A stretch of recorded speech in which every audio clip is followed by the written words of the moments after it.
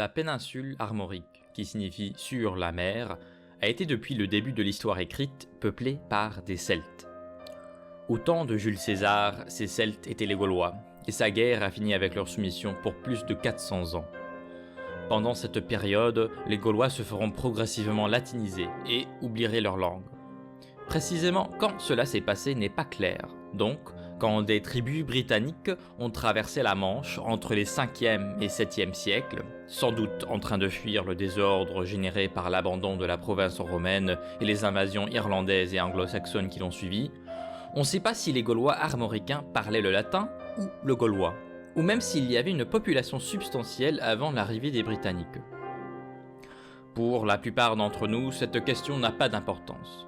Et cette vidéo est la même si les Gaulois armoricains étaient gaulophones ou pas. Mais à peu près 1500 ans plus tard, après la Deuxième Guerre mondiale, pour quelques-uns des descendants de ces immigrants et réfugiés, la réponse à cette question était une façon importante de faire preuve de la fidélité à l'État auquel ils appartenaient, la France, après qu'une minorité minuscule a fait le choix déplorable de collaborer avec l'ennemi. En France, bien sûr, il existe cette expression mythique, nos ancêtres les Gaulois, façon de connecter l'État-nation français avec la Gaule ancestrale qu'il habite. Ce peuple, faisant partie de l'État français, peut aussi réclamer cette ascendance mythique. En plus de ça, si c'est vrai que les Gaulois armoricains parlaient toujours le gaulois, ça veut dire que les descendants de ces immigrants britanniques non seulement portaient la flamme des Gaulois, mais qu'ils ont aussi hérité partie de leur langue, qui aurait sans doute laissé sa trace sur la leur, qui les fait, en gros, doublement français. Je veux pas trop dérailler cette vidéo, alors je vais juste dire qu'il n'y a pas d'évidence définitive que le gaulois était toujours la langue de tous les jours en Armorique au temps de l'arrivée des Britanniques. Mais c'est toujours possible que le gaulois était parlé, ou même que le latin armoricain était fortement influencé par le gaulois. Ces Britanniques, qui ont peuplé la péninsule armorique, sont les seuls Celtes originaires de la Grande-Bretagne qui ont gardé leur nom. Aujourd'hui, on les appelle les Bretons.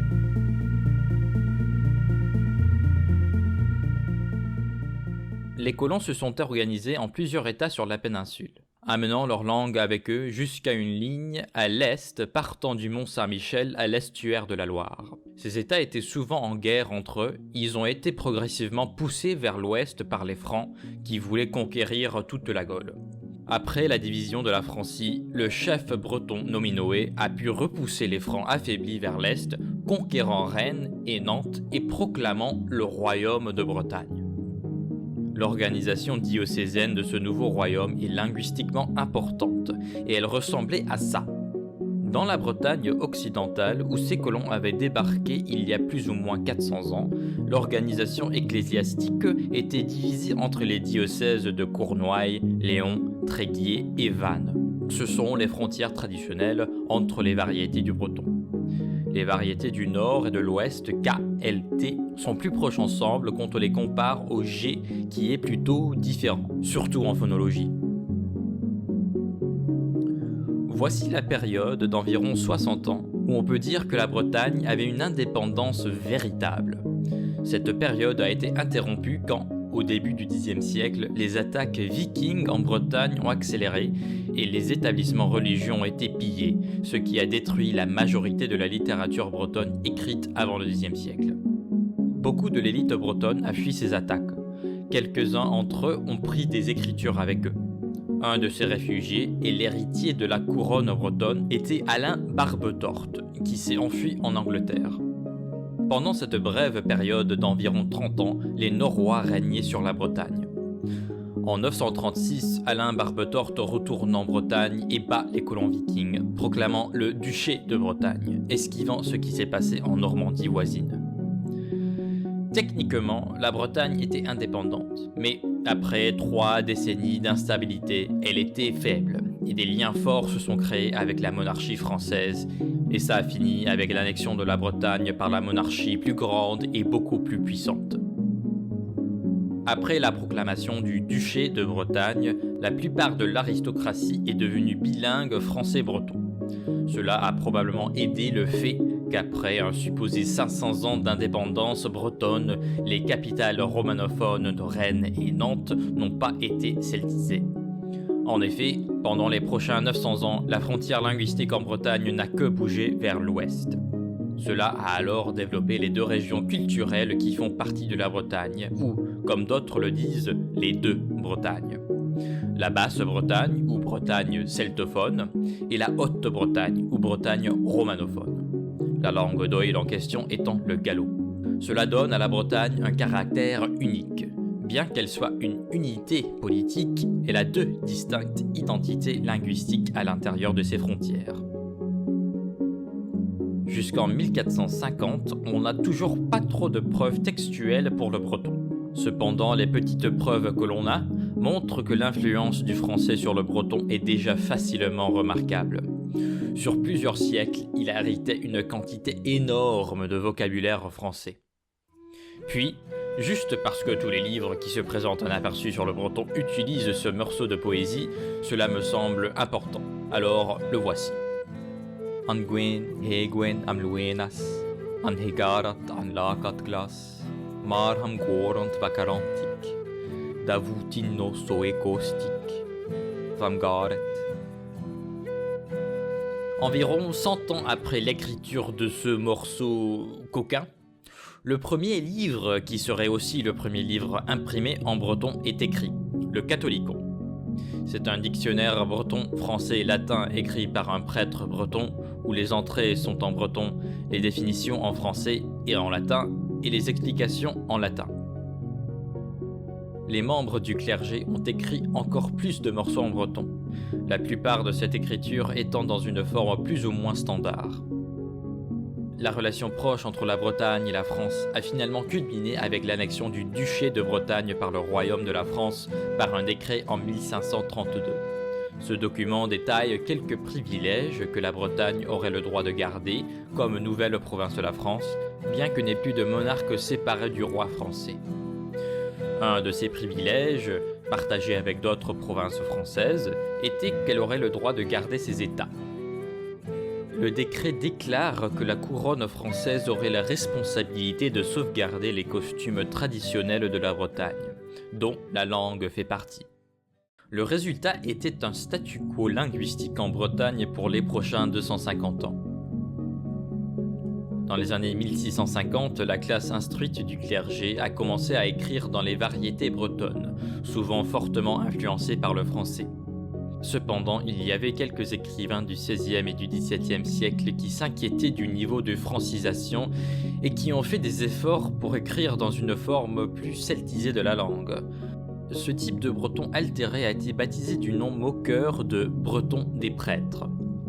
Pour des raisons assez complexes et variées qui ne sont pas totalement claires pour moi, Léon et Vannes étaient les diocèses les plus pieux, et ainsi avaient plus de séminaires et ont alors créé plus de membres du clergé. Ceci à son tour voulait dire que ces variétés de breton avaient une présence littéraire plus forte. Ce pouvoir linguistique leur ont donné plus de poids plus tard quand la standardisation de la langue est devenue quelque chose d'important. Mais on y arrivera à ce sujet bientôt. La Bretagne, maintenant partie de la France, s'est développée pour avoir quelques-uns des ports les plus importants du royaume. Cela a conduit à une situation où l'aristocratie bretonne, francophone ou bilingue, était très riche, mais les paysans bretons étaient pauvres et vivaient des vies simples.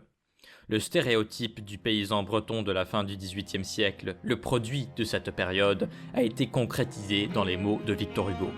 Ce sauvage, grave et singulier, cet homme à l'œil clair et aux longs cheveux, vivant de lait et de châtaigne, borné à son toit de chaume, à sa haie et à son fossé, ne se servant de l'eau que pour boire, respectant son maître dans son bourreau, parlant une langue morte, ce qui est faire habiter une tombe à sa pensée, piquant ses bœufs, aiguisant sa faux, sarclant son blé noir, pétrissant sa galette de sarrasin, vénérant sa charrue d'abord, sa grand-mère ensuite, croyant à la Sainte Vierge et à la Dame Blanche, dévot à l'autel et aussi à la haute pierre mystérieuse debout au milieu de la lande, aimant ses rois, ses seigneurs, ses prêtres, ses poux. C'est pas exactement la super critique. La situation linguistique n'a commencé à changer qu'en 1789 avec le début de la Révolution. Tous les privilèges spéciaux de la Bretagne ont été perdus et la Bretagne est devenue une région quelconque dans la République française. L'attitude par rapport aux langues régionales de la France, bien qu'elle n'ait jamais été probablement positive, s'est dégradée sérieusement après la Révolution.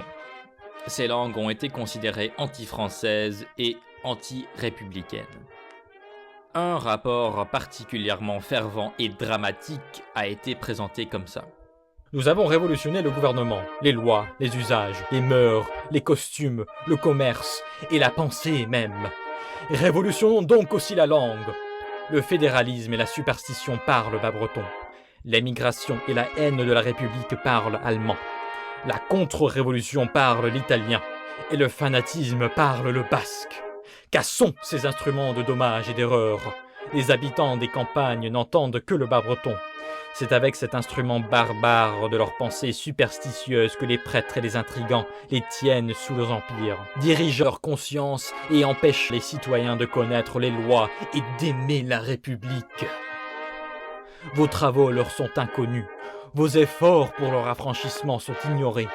L'éducation publique ne peut s'y établir, la régénération nationale y est impossible. Les conséquences de cet idiome trop longtemps perpétué et trop généralement parlé dans les 5 départements de l'Ouest sont si sensibles que les paysans confondent le mot loi et celui de religion. L'extinction des langues régionales de la France est devenue une politique importante pour les gouvernements républicains. D'autres exemples de fonctionnaires en charge directement ou indirectement du programme éducatif de la Bretagne, demandant la mort de cette langue en particulier, sont éminents. Dans une réponse à une proposition en 1831 que les enfants bretons devraient avoir des éléments d'une éducation bilingue, un préfet, en opposition, a déclaré « Il faut absolument détruire le langage breton ». Environ un siècle plus tard, en 1925, Anatole de Monzie, ministre de l'Éducation, j'aime bien la baguette, a dit « Pour l'unité linguistique de la France, la langue bretonne doit disparaître ». La destruction du breton et des autres langues de la France était le résultat d'un effort concentré durant plusieurs siècles. Dans l'éducation, l'effet de cette ferveur révolutionnaire était le décret de 1793 indiquant que toutes les écoles françaises devaient être forcées d'utiliser exclusivement la langue française et n'utiliser les langues régionales que comme auxiliaires. Mais les chiffres nous montrent que l'implémentation était assez limitée. Une étude de 1863, 70 ans après, nous montre qu'au Finistère et dans la partie bretonnante du Morbihan, seulement un quart des écoles n'utilisaient pas le breton. Donc le statu quo a continué pour une petite période et la Basse-Bretagne était largement monolingue. Le début du 19e siècle a vu les premiers efforts pour standardiser la langue bretonne par Le Gonidec, qui a écrit une grammaire et un dictionnaire breton.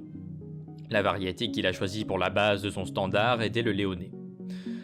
Un autre effort qu'il a fait, comme quelques prêtres plusieurs siècles avant, était d'enlever la plupart de l'influence française et, pour ce faire, il néologisait souvent, soit d'une base breton, soit, quand il n'y en avait pas, d'une base galloise. Vers les années 1860, les chemins de fer menant jusqu'à la côte bretonnante occidentale de la Bretagne ont été terminés. Cela a non seulement attiré les cheminots francophones, mais aussi les touristes parisiens. En plus, la Bretagne faisait des exportations intéressantes avec les étrangers, ou originaires d'autres régions françaises, ou d'autres pays européens. Il fallait parler le français avec ces gens-là, et alors le bilinguisme, quoique peu répandu, est devenu plus commun. Quand même, le monolinguisme était totalement normal, jusqu'à ce que Jules Ferry, un parlementaire, fasse passer ces lois qui ont fait que l'éducation primaire en France serait publique, obligatoire, gratuite, laïque et, important pour cette histoire, en français. L'application de ces lois était plus sévère et le breton ne serait plus entendu dans les écoles bretonnes. Ça a été aidé par la méthode préférée du linguicide. Elle a plusieurs noms et s'est fait employer sur chaque continent, mais en France et ses colonies, elle s'appelait le symbole. Un caillou, un bâton ou un sabot porté par l'élève qui parlait en breton et qui ne pouvait s'en débarrasser qu'en dénonçant un camarade. Celui qui portait toujours le symbole à la fin de la journée serait puni.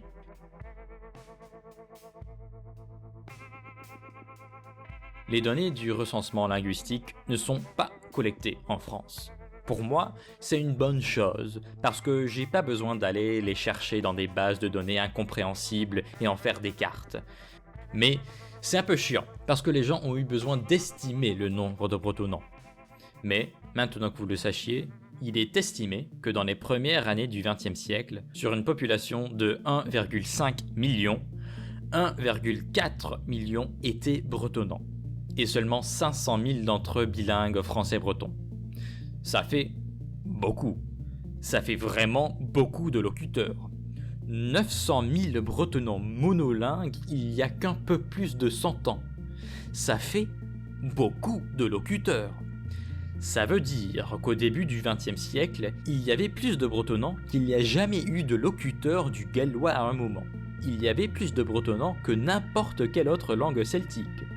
Sans me plonger trop dans les détails des autres langues de la France, comme ça on a toujours de quoi parler pour les futures vidéos, ce genre de destruction linguistique ultra rapide qui se passe dans 2 ou 3 générations est une expérience bien connue pour les langues de la France. Les premières années du XXe siècle ont vu la croissance de l'intérêt de la part des bretonnants non natifs de l'utilisation du breton comme outil de construction nationale. Plus de personnes écrivaient des grammaires et des dictionnaires dans une sorte de breton formalisé et défrancisé. Il y avait aussi des développements littéraires par des locuteurs presque natifs ou natifs comme Calor, qui aurait été tué dans les tranchées de la Première Guerre mondiale. Tout de même, la Première Guerre mondiale ne fut pas mortelle pour le breton. Bien que des bretonnants étaient enrôlés dans l'armée française et parmi eux une grande tranche aurait appris un peu de français, si pas à un niveau courant, c'est sans doute pas la première fois que des soldats bretons ont été conscrits. Et dans tous les cas, le bilinguisme n'est pas une mauvaise chose.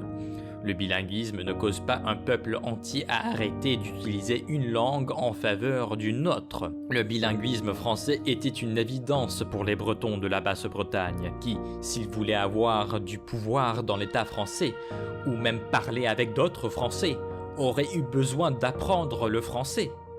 Le bilinguisme n'est pas le problème est la méthode avec laquelle le monolinguisme français a été imposé sur le peuple de la Bretagne. L'entre-deux-guerres a vu une prolifération du nationalisme breton et ce que l'on peut appeler le début de la renaissance littéraire bretonne.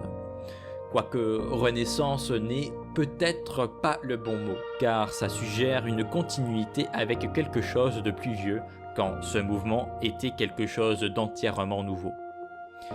La plupart de la littérature bretonne et les idées fondamentales du nationalisme breton ont été créées par l'élite bretonne, qui, généralement, n'étaient pas des bretonnants natifs et ne venaient pas de familles bretonnantes. C'était toujours le cas que la plupart des bretonnants étaient pauvres, et comme les écoles bretonnes n'avaient pas le droit d'utiliser le breton, de façon générale, les enfants des bretonnants n'apprenaient pas comment écrire en breton. Mais, dans tous les cas, ce mouvement littéraire n'était pas pour eux. En 1925, Ropar Zemon a fondé une revue littéraire bretonne, Gwalarn, et dans un manifeste qu'il a écrit avec Olivier Mordrel un an avant, a exclamé que Gwalarn est une revue littéraire destinée à l'élite du public bretonnant. Il s'agit de savoir s'il existe en Bretagne un public assez instruit du breton pour pouvoir comprendre la langue littéraire, aussi distante du langage du paysan breton que la langue d'Anatole France l'est de celle du paysan français. Il s'agit de savoir s'il existe en Bretagne un public assez dégagé du provincialisme que son éducation française lui avait assigné. L'essentiel, c'est que la littérature bretonne et le breton standard a été créé par l'élite et pour l'élite. C'est le début d'un schisme profond dans le petit monde des bretonnants.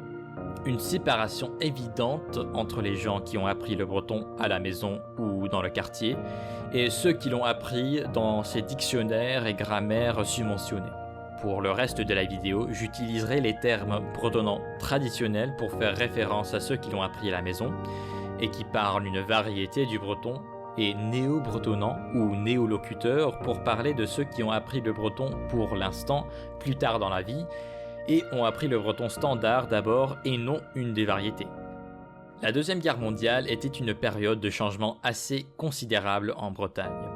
En 1941, une orthographie unifiée a été créée. Elle essaye de combiner les formes utilisées et dans le léonard et dans le vannetais.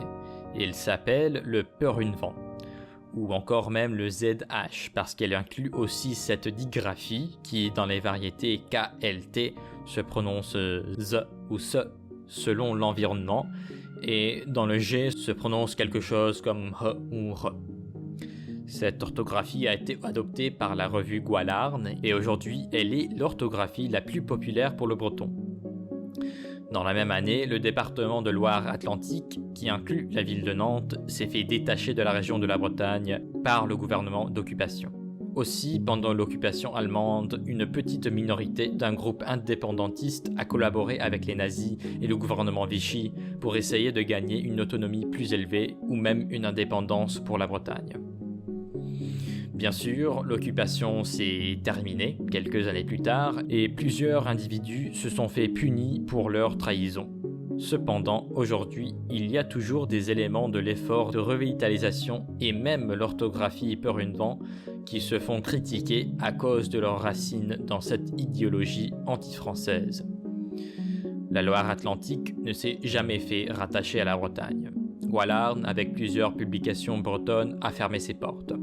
Et la langue bretonne a été tachée aux yeux des bretonnants traditionnels à cause de ce chapitre.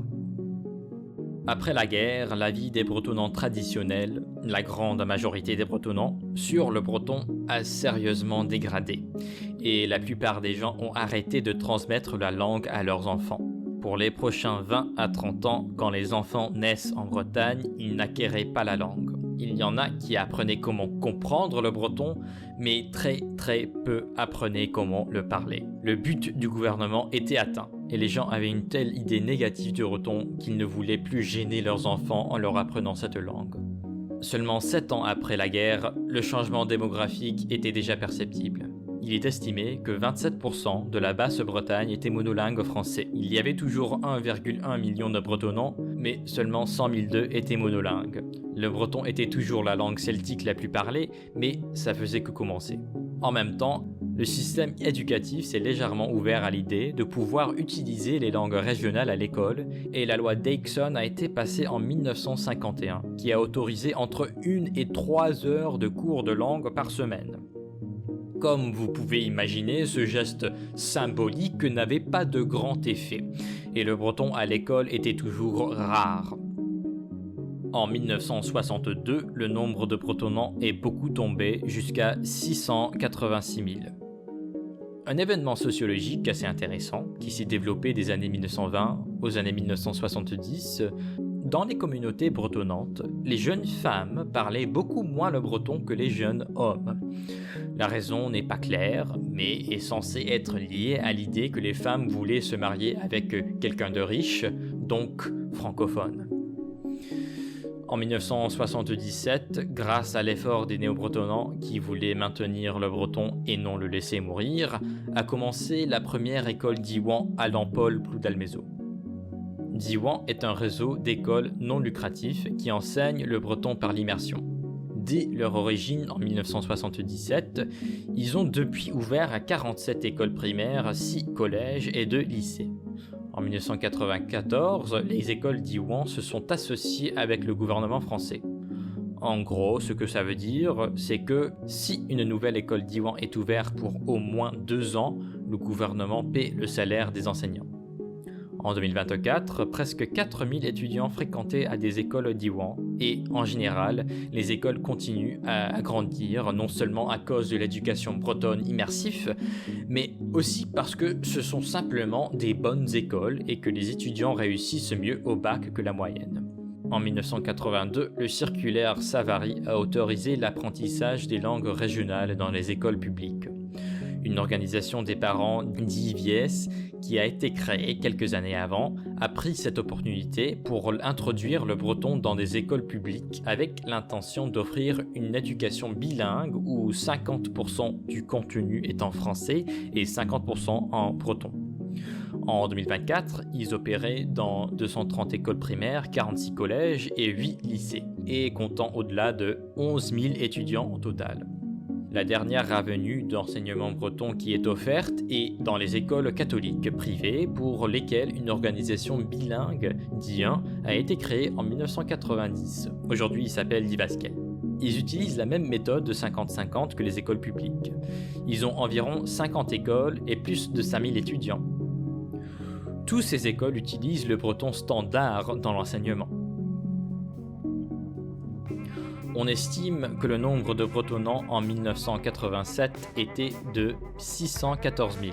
Mais cette fois, on découvre qu'il y a aussi 200 000 personnes qui comprennent la langue. Seulement 10 ans plus tard, l'estimation tombe jusqu'à 240 000 locuteurs et 140 000 qui comprennent. À ce point-là, il n'y a plus de monolingue breton. La démographie de cette langue n'est pas inattendue, mais elle est tout de même bouleversante. En 1997, presque 60% des bretonnants ont plus de 60 ans. 80% des locuteurs n'utilisent la langue que parfois. Bien sûr, la raison derrière n'est pas cachée.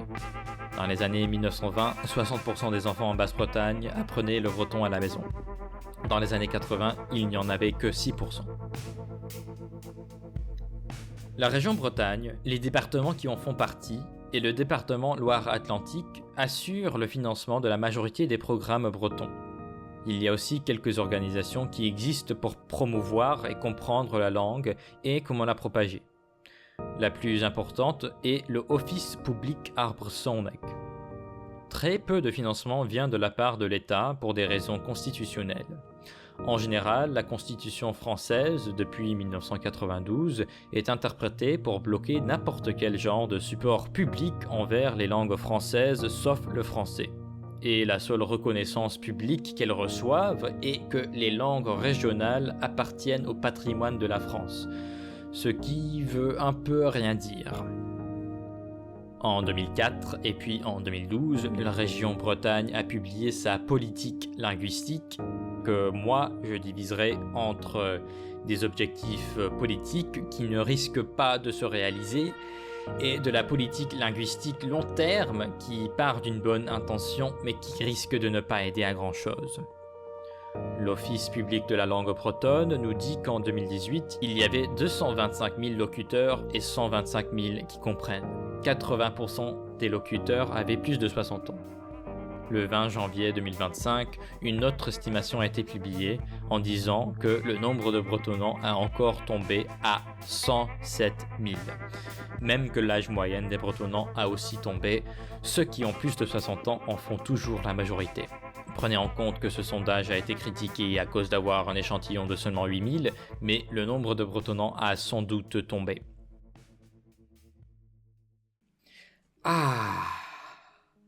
On est arrivé à nos jours. Toute cette histoire était importante. C'est important de comprendre comment on est arrivé à cette situation. Il y avait des moments un peu tordus, mais d'autres qui étaient un peu trop clairs. Je peux finalement parler de ce que je trouve est la partie la plus intéressante du breton moderne et le sujet dont les 3 autres vidéos sur le breton ne touchent pas. C'est la distinction entre les bretonnants traditionnels et les néo-bretonnants. En réalité, quand on parle du breton du XXIe siècle, on parle de 2 langues différentes qui, malgré leurs origines communes, ont 2 utilisations complètement différentes. Je vais vous donner 2 profils généraux des locuteurs de ces langues. Le breton, la langue qui est arrivée en bateau de la Grande-Bretagne, est une langue moribonde, qui est parlée par des septuagénaires et des octogénaires. Cette langue n'est utilisée que par la génération la plus vieille d'un peuple campagnard en Basse-Bretagne, entre les proches d'un âge similaire. Les gens qui la parlent ne savent pas comment le lire ni l'écrire, ils ne la parleront pas avec ceux qui ne viennent pas de leur pays, Ils croient que cette langue est sans valeur et ils trouvent que l'idée d'une identité bretonne nationale est ridicule. Le breton, de l'autre côté, est une langue qui a été construite sur les derniers 150 ans. Elle a été construite précisément pour être la langue d'une nation. Ses locuteurs sont plutôt jeunes, leur prononciation est plutôt française, ils sont quasiment tout alphabétisés, probablement ils ont plus d'expérience en lecture et en écriture qu'en parler. Ils sont fiers de leur langage et ils seraient contents de s'identifier comme bretons. Ce que je vous ai pas dit, c'est que pour la plupart, ces deux langues ne sont pas mutuellement intelligibles. Et c'est pas que parce qu'elles ont une grammaire, un vocabulaire et des idiomatiques différentes, ce qui est aussi vrai, mais parce qu'elles ont un usage complètement différent. Essayons de comprendre les différences linguistiques d'abord. Le vocabulaire est probablement le changement le plus extrême. Le breton standard est le résultat d'un effort d'enlever l'influence française du breton. Donc, la plupart des emprunts français utilisés dans les variétés traditionnelles sont remplacés par des formes bretonisées, ou de racines celtiques, ou de vieux mots, ou même du gallois. Ce processus artificiel que les bretonnants non natifs ont dominé ont mené à un gloubi-boulga de mots bizarres avec des étymologies bornées. L'effet secondaire, c'est que quand un de ces mots est utilisé dans une conversation entre un néo-bretonnant et un bretonnant traditionnel, le bretonnant traditionnel n'a aucune idée de ce dont parle le néo-bretonnant. La prononciation est une autre différence. Bien que je n'ai pas trouvé d'informations qui disaient que la prononciation est une grande barrière contre la communication, la néo-prononciation est souvent caractérisée comme particulièrement française. En général, le breton standard est considéré comme avoir une phonologie qui est très accommodante de la phonologie française et qui probablement contrebalance les efforts de défranciser le vocabulaire breton. La troisième grande différence entre ces deux langues, c'est ce qu'appelle un auteur les RAE, stratégies rhétoriques, principaux esthétiques et les pratiques expressives. Cela inclut beaucoup de choses, alors c'est pas que ton intonation, mais aussi comment tu racontes une histoire et comment tu formes tes phrases, et les néo-bretonnants font ces choses d'une manière qui est, sans surprise, particulièrement française. Un exemple assez drôle à avoir avec l'expression « faire le lit ». En français, on utilise le verbe « faire ». Alors, un néo-bretonnant traduirait peut-être cette expression comme « oberarguele », même si la façon traditionnelle de l'exprimer serait « dresan arguele », où « dresan » est le verbe « arranger ». Ça ne vous semble peut-être pas très important, mais oberarguele est quasiment la même expression traditionnelle que pour dire « faire l'amour ». Comme vous pouvez voir, seulement par les différences linguistiques, il y a plusieurs barrières communicatives qui doivent être surmontées avant que l'intelligibilité mutuelle soit achevée. Et c'est pas sans beaucoup de réapprentissage que ces deux groupes peuvent s'entrecomprendre. Mais bien sûr, pour que cet apprentissage se fasse, ces deux groupes doivent se rencontrer. Et pour des raisons que je vais vous expliquer, ce ne se fait pas très souvent. On va maintenant examiner les différences sociales entre les langues. Typiquement, les bretonnants traditionnels parlent qu'une variété du breton, qu'ils utilisent dans leur pays, avec des autres dont ils savent déjà parlent le breton. L'expression « ils ne parlent pas le même breton » encapsule l'idée que le breton est une langue très fragmentée. La quantité de diversité linguistique bretonne est probablement plus large que n'importe quelle autre langue celtique et les bretonnants traditionnels le savent. Alors, quand ils parlent avec quelqu'un d'un pays breton différent, ils utilisent ce qu'ils interprètent et la lingua franca, le français. Alors, quand un néo-bretonnant débarque et qu'un bretonnant traditionnel se rend compte qu'ils ne parlent pas le même breton, ils vont utiliser le français. La géographie aussi joue un rôle important. C'est pas exactement une perspective intéressante pour un jeune citadin de se tartiner 1 heure de route pour se trouver dans un EHPAD dans la campagne pour pratiquer le breton avec un groupe d'octogénaires qui, dans tous les cas, veulent pas lui parler en breton. Le taux d'alphabétisation est important aussi, car les rendez-vous internet sont plus difficiles. Finalement, c'est le but de ces langues qui fait qu'elles sont tellement différentes. Le breton standard, comme on l'a découvert, a été créé comme langue nationale pour l'État-nation breton. Comme langue nationale, le breton standard a tout le vocabulaire et le prestige du français, ou l'italien, ou l'ouzbek.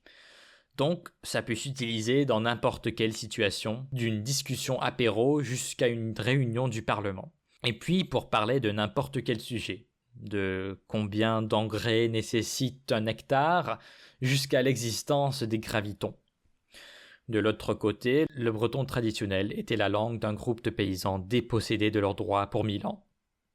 C'est bien connu que les bretonnants traditionnels se disent bonjour en breton, mais quand le sujet de la discussion passe aux affaires, la langue passe au français. Qu'est-ce qu'on fait maintenant ? On a deux langues qui portent le même nom, mais le locuteur d'une vit quasiment dans un autre monde que le locuteur de l'autre. Il y en a qui appellent le breton standard une menace nécessaire. Son élargissement du vocabulaire breton, bien qu'il soit imparfait et polémique, n'existe pas dans les variétés. De l'autre côté, les variétés sont le breton, ou au moins ils sont la descendance directe de cette langue parlée par les Britanniques originaux. Il existe une sorte de prestige ou d'authenticité que porte un néo-bretonnant qui a appris une des variétés, mais la base des locuteurs est vieillissante, et bientôt ça deviendra encore plus difficile d'apprendre une variété qui ne l'est déjà. Il y en a des programmes institutionnels pour rapprocher ces deux groupes pour essayer de rapetisser l'écart linguistique, mais soyons honnêtes, il y a très peu de temps. Comme je le vois, le seul futur possible est un futur où le breton standard domine complètement. Il y a des groupes qui sont entièrement contre la dominance du Diwan-Nek, mais ils sont une minorité, et il n'y a pas trop d'autres solutions. Je pense pas que le breton traditionnel et le standard sont totalement irréconciliables, mais je ne sais pas combien de gens font des efforts ou sont intéressés par une réconciliation qui serait beaucoup plus difficile que de partir avec le standard et d'oublier les variétés. Une autre dynamique complètement absente de cette vidéo, c'est que le gallo, la langue romane traditionnellement parlée en Haute-Bretagne, s'est fait un peu larguer dans cette histoire. Comme le breton a repris le rôle de la langue nationale de la Bretagne, le gallo est sans place. C'est un peu ironique, mais il y a plus d'enfants qui apprennent le breton à l'école à Nantes et à Rennes qu'il y a d'enfants en total qui apprennent le gallo. Mais je laisse une analyse du gallo pour une autre vidéo. Je sais que beaucoup de gens vont regarder cette situation et se dire qu'elle est ridicule. En plus de l'opinion typique qu'une langue comme le breton est complètement inutile, les gens vont dire que le breton standard est doublement inutile, car il aliène la plus grande partie des bretonnants. Mais je vous demande d'y penser différemment. Il existe une hostilité sérieuse contre la diversité linguistique. Maintes et maintes fois, j'entends l'avis que la mort d'une langue est naturelle, sans prendre en compte la quantité d'efforts que sa démise a pris. Mais la revitalisation linguistique est quasiment toujours considérée une fabrication contre nature créée par une minorité de foufous. J'espère que vous voyez que tenir les deux opinions est autocontradictoire.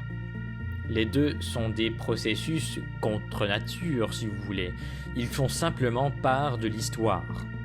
De la même façon qu'un groupe de personnes peuvent être offensées par l'innovation linguistique sans reconnaître que leur langage est aussi le résultat d'innovation linguistique, un groupe de personnes peuvent être offensées par la revitalisation linguistique parce qu'ils trouvent que c'est contre nature sans reconnaître que la mort d'une langue est aussi souvent contre nature. Le tchèque, par exemple, est le résultat de revitalisation linguistique. Il y a 200 ans, personne de statut ne parlait le tchèque. Il a été abandonné à l'école. Aujourd'hui, c'est la première langue de 10 millions. Quelle langue n'a pas eu une période de vieillissement contre nature comme le breton à l'instant ? Au cœur du changement linguistique, il y a sans doute un processus semblablement naturel, mais l'histoire nous montre qu'il est souvent fortement influencé ou même planifié par une intervention humaine dite contre nature. Ne me mécomprenez pas, on ne devrait pas faire l'effort de ressusciter toutes les langues. L'acadien, par exemple. Mais On est ici, en train de parler du breton, et une majorité des gens qui vivent dans cette région croient que la langue bretonne est un élément important de leur identité et vaut la peine de préserver. Une attitude opposée d'il y a 2 ou 3 générations. Cette vidéo était très sympa à faire, et je me suis beaucoup amusé à la faire bilingue. J'accepte des dons ici, si vous aimez cette vidéo, je l'apprécierai beaucoup. Est-ce que cette langue peut être préservée ? Pour l'instant, c'est difficile à dire. L'enthousiasme est présent, mais il y a un manque notable d'efforts. À l'instant, moins de 5% des enfants bretons ont une éducation bilingue ou immersive. Mais ce nombre n'a que augmenté depuis que la voie bilingue a été créée. Un des plus grands problèmes, et qui ne va que s'aggraver quand la génération la plus vieille disparaît, c'est que quand ces enfants finissent l'école, ils n'ont pas beaucoup d'opportunités d'utiliser le breton à cause de la géographie totalement fragmentée du breton traditionnel et du breton standard. Une des priorités les plus hautes devrait être de créer des environnements en dehors de l'école où le breton est la seule langue qui peut s'utiliser. Le breton est toujours débutant dans ce domaine s'il a même commencé. Néanmoins, le nombre de locuteurs en dessous de l'âge de 40 a augmenté de quasi rien, jusqu'à une petite base. Et puis, comme beaucoup d'autres langues de la France, le breton est très visible en Bretagne. Si j'avais besoin de mettre les 2 langues celtiques que l'on a étudiées pour le moment sur une échelle, je mettrais sans surprise le breton en dessous du gallois. Merci.